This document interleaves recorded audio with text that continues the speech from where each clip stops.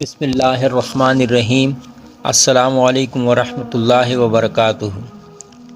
600 پروں والا ایک ہیبت ناک فرشتہ، 1.25 لاکھ پیغمبروں تک پیغام پہنچا کر تمام نبیوں کا معلم اور مددگار بننے والا فرشتہ۔ جبرائیل کی تاریخ کیا ہے؟ جبرائیل معراج کی رات سدرۃ المنتہا جا کر کیوں رک گئے تھے؟ پیارے دوستو، ان تمام تر سوالات کے جوابات قرآن اور حدیث کی روشنی میں آج کی اس ویڈیو میں ہم آپ کو بتائیں گے، لہٰذا آپ سے گزارش ہے کہ ہماری اس ویڈیو کو اینڈ تک ضرور دیکھیے گا۔ شکریہ۔ بحیثیت مسلمان فرشتوں پر ایمان رکھنا ہمارے ایمان کا حصہ ہے۔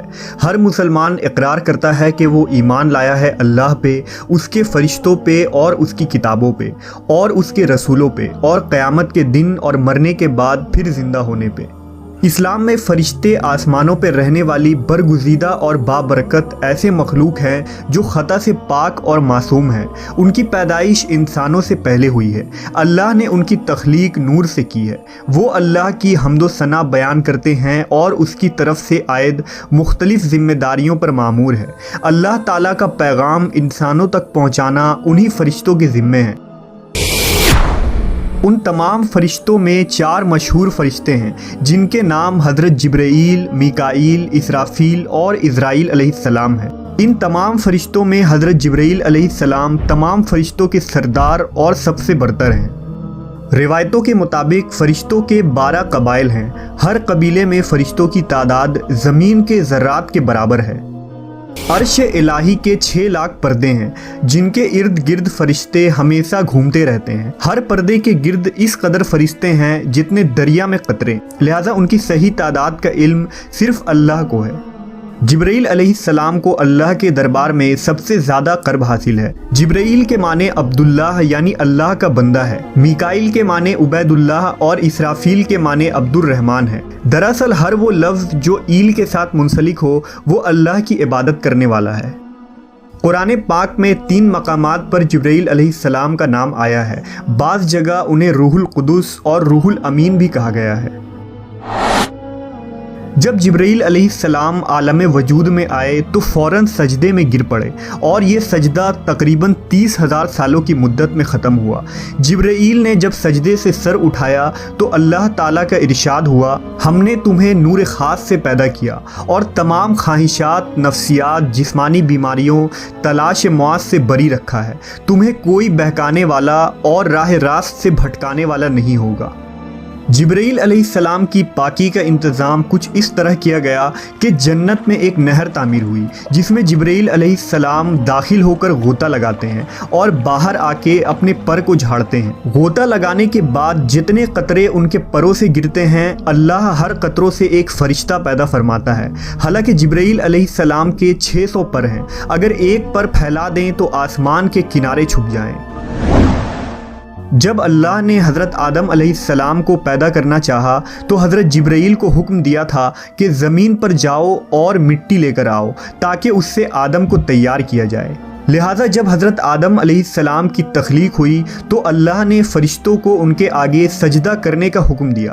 اس وقت سب سے پہلے سجدہ کرنے والے حضرت جبرائیل علیہ السلام تھے، ان کے بعد حضرت میکائیل، پھر حضرت اسرافیل اور پھر حضرت عزرائیل علیہ السلام نے سجدہ کیا۔ لہٰذا سب سے پہلے سجدہ کرنے کی وجہ سے بھی حضرت جبرائیل علیہ السلام کو اعلیٰ مقام حاصل ہوا۔ حضرت جبرائیل کو پیغمبروں پر وحی نازل کرنے اور آزمائش میں ان کی مدد کرنے کے کام پر مامور فرمایا گیا تھا۔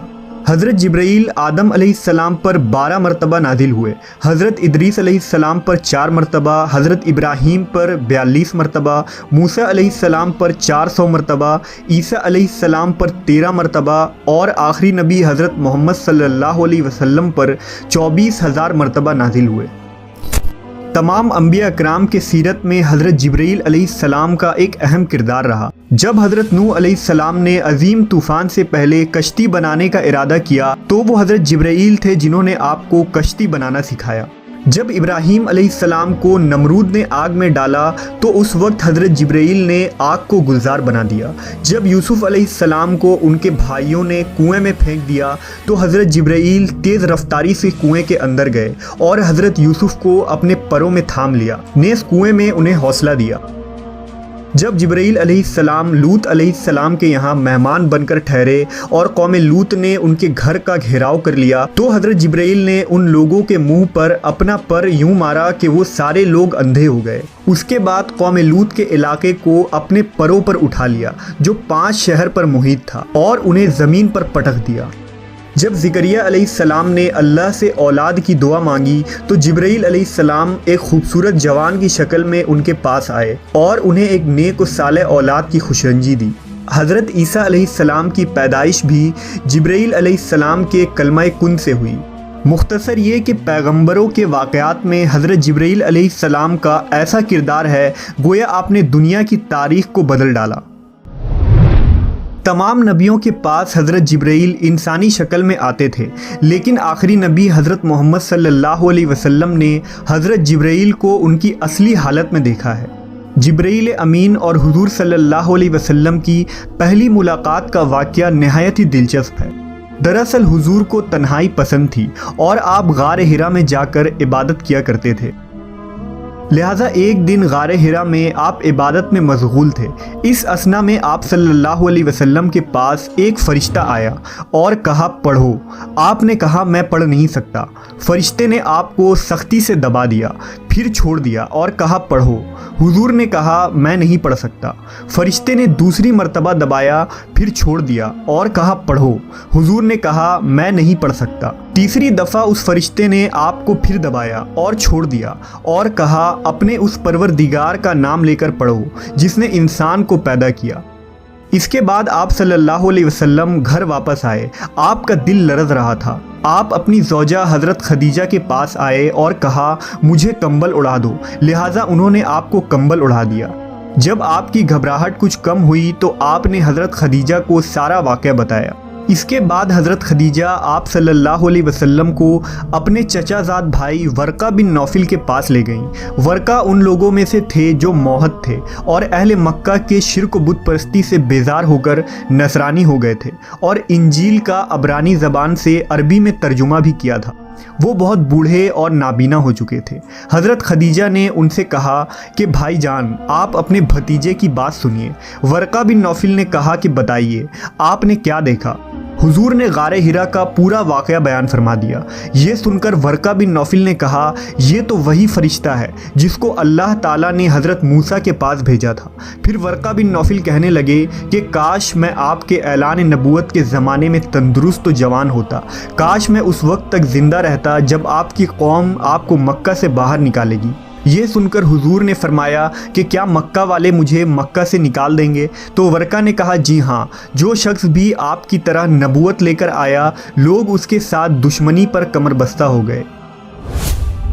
وہ فرشتہ حضرت جبرائیل علیہ السلام تھے جو ہمیشہ نبی صلی اللہ علیہ وسلم کے حامی و مددگار بنے۔ نبی کی ہجرت ہو، جنگ بدر ہو، معراج کا سفر ہو یا کوئی اور موقع، ہر مقام پر جبرائیل امین نے نبی صلی اللہ علیہ وسلم کا ساتھ دیا۔ جبرائیل علیہ السلام اکثر ایک خوبصورت نوجوان دہیہ قلبی کی شکل میں آپ کے پاس آتے تھے اور اللہ کا پیغام سناتے تھے۔ ایک مرتبہ نبی صلی اللہ علیہ وسلم نے حضرت جبرائیل سے فرمایا کہ میں چاہتا ہوں کہ تمہاری اصل صورت میں تمہیں دیکھوں۔ انہوں نے عرض کی آپ بقیع غرقد میں فلاں تاریخ کو مجھ سے ملاقات کریں، لہٰذا آپ اس دن وہاں تشریف لے گئے تو حضرت جبرائیل نے اپنے پروں سے ایک پر پھیلا دیا جس سے آسمان کا افق بھر گیا، یہاں تک کہ آسمان کی کوئی چیز بھی نظر نہ آتی تھی۔ ایک روایت کے مطابق ایک مرتبہ رسول اللہ صلی اللہ علیہ وسلم نے حضرت جبرائیل سے پوچھا اے جبرائیل ذرا یہ تو بتائیے کہ آپ کی عمر کتنی ہے؟ حضرت جبرائیل نے آپ کو جواب دیا یا رسول اللہ مجھے اپنی عمر کا صحیح علم تو نہیں ہے، لیکن اتنا یاد ہے کہ ساری کائنات کے پیدا ہونے سے پہلے اللہ کے حجابات میں سے چوتھے پردے میں ایک ستارہ چمکا کرتا تھا اور وہ ستارہ 70,000 سال کے بعد ایک مرتبہ چمکتا تھا، اور میں نے اپنی زندگی میں وہ ستارہ 72,000 مرتبہ دیکھا ہے۔ اس پر حضور صلی اللہ علیہ وسلم نے جبرائیل سے کہا اے جبرائیل مجھے اپنے رب کی عزت کی قسم وہ ستارہ میں ہی ہوں۔ اس روایت کو علی بن برہان حلبی نے اپنی کتاب سیرت حلبیہ میں نقل کیا ہے، لیکن اس کی کوئی سند نہیں ملتی، لہذا اکثر علماء اس روایت کو موضوع قرار دیتے ہیں۔ अल्लाह ने जिब्राइल अमीन को बेमिसाल खुसूसियात और बेइंतहा ताकत व क़ुव्वत से नवाजा है, लेकिन इसके भी कुछ हदूद हैं। लिहाजा मेराज की रात जब नबी सल्लल्लाहु अलैहि वसल्लम सिदरतुल मुंतहा पर पहुंचे तो हज़रत जिब्राइल वहीं रुक गए और अर्ज़ की कि या रसूल अल्लाह, मैं यहाँ से आगे नहीं जा सकता। अगर मैं एक उंगली के बराबर भी आगे बढ़ूँ तो जलकर खाकस्तर हो जाऊँगा। इंजील और तौरेत में हज़रत जिब्राइल को गब्रील के नाम से जिक्र किया गया है। किताब दानियाल और लूका में हज़रत जिब्राइल के मुतालिक तफसीली जिक्र मौजूद है। मशहूर फ़लसफ़ी इब्न सीना ने हज़रत जिब्राइल के ज़ात के मुतालिक अपनी तहरीर में एक लंबी बहस की है और ये साबित करने की कोशिश की है कि हज़रत जिब्राइल दीगर फ़रिश्तों की तरह नहीं, बल्कि उन्हें रूह के साथ अक़ल भी अता की गई है जिसकी कैफियत मावरा है। जिब्राइल अमीन के अंदर वो सलाहियतें हैं जो एक आम फरिश्ते के अंदर मौजूद नहीं होती। देखा मेरे दोस्तों, ये थी हमारी आज की वीडियो। अगर हमारी आज की वीडियो पसंद आई हो तो इसको ज़रूर लाइक करें और कमेंट सेक्शन में अपनी राय का इजहार करें और हमारे चैनल दीन की बातें अच्छी 786 को सब्सक्राइब करने और साथ ही लगे बेल के बटन को भी प्रेस करें ताकि हमारी मुस्तकबिल में आने वाली वीडियो का नोटिफिकेशन मिलता रहे। शुक्रिया।